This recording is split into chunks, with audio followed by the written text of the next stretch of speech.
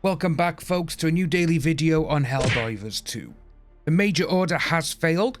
An Arrowhead developer seemingly confirms that they do not playtest the latest WARBOND weapons, and what is the point of releasing footage of something when they don't even work in-game? So like and subscribe and hit that ding dong bell to keep spreading democracy. As we saw yesterday, the new WARBOND isn't exactly setting Helldivers 2 on fire. It's more like putting ice cream on a barbecue. The weapons are absolutely the worst we've had so far, which is sad news, but it's also bad news. This WARBOND is a premium WARBOND. This can cost you real money. After the whole PlayStation account linking fiasco last week, you would have thought something would have been done to make this, feel a little more special than just a premium WARBOND. Maybe include a free armor set in the design of the downvoting. A cape was spreading around the internet like wildfire last week, and even Johan the CEO tweeted it. They could have done something really great for this WARBOND to get back in the good books of players, but nothing. It's almost like they didn't playtest any of the weapons either, as after players have used the tenderizer, it looks like it's from an earlier build of the weapon and not just the latest patch. We got Alexis, an Arrowhead dev, who posted this on the 4th of May.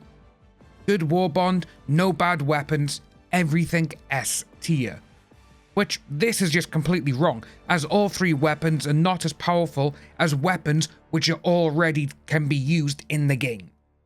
The colours are different as well, the stats are all below the baseline assault rifle, and it seems one developer is saying that the weapons are not even playtested that much.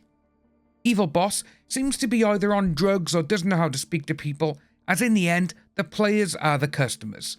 I do understand how some questions or even people's opinion on your work can affect you. But when those people you're applying to and the ones you're being sarcastic to are the ones who technically pay your salary and keep your job alive by way of buying the games you make, you need to be a little bit more diplomatic. Boss replied to someone who posted the following. I'm at home under my PC where I get to beta test y'all's dog water patches. Which Boss said, okay, I'll make sure you get the next WARBOND when we've done at least 10,000 hours of testing it, so you will get it by 2028. The rest will get it on normal release. This isn't how you typically respond to criticism of your work. After last week and how Evil Boss in the past has been a dick to many players who have asked questions, it's not looking good to people on the outside looking in. It looks more like a spoiled child who thinks they can say what they want without any consequences because they believe in their work, even though the people who will actually criticize your work are the players because they're the ones who want to buy it or not. The way the community took down Sony and how they did it, I do think the developers need to be a little bit more cautious on how they speak to the ones who buy their products. Hopefully, the weapons get buffed, but I kinda doubt it. Sticking with the WARBOND, when the trailer dropped, quite a few people were excited to see footage of ice cleats up close and personal, with the Helldiver running across ice and not slipping or sliding. This made a lot of players think that they will not be sliding on ice when this armor is equipped. Well, sadly, that's not the case. The cleats are just a visual aid to go with the armor, which to be honest with you kinda sucks. This WARBOND truly is one of the worst things that they've released in Helldivers 2. It may actually be the worst, to be honest with you. When you've seen other trailers for other games and they show like close-ups or whatever of certain things, those things normally work in-game. This is just like, oh look, I got spikes on my feet, I shouldn't be sliding. Oh no, I'm sliding. It's that sort of thing. And I really do think it's sad that Arrowhead did release this WARBOND, especially after the whole incident last week, because this is just terrible. Well, divers, we did not complete the major order. We have lost out on these 40 medals, as we're only on 62% for having Akamar 4 be liberated. We literally had like an hour or so left and we were only on 50%, which is good because we have gone up 12% in the space of an hour. But obviously, this is it now, folks.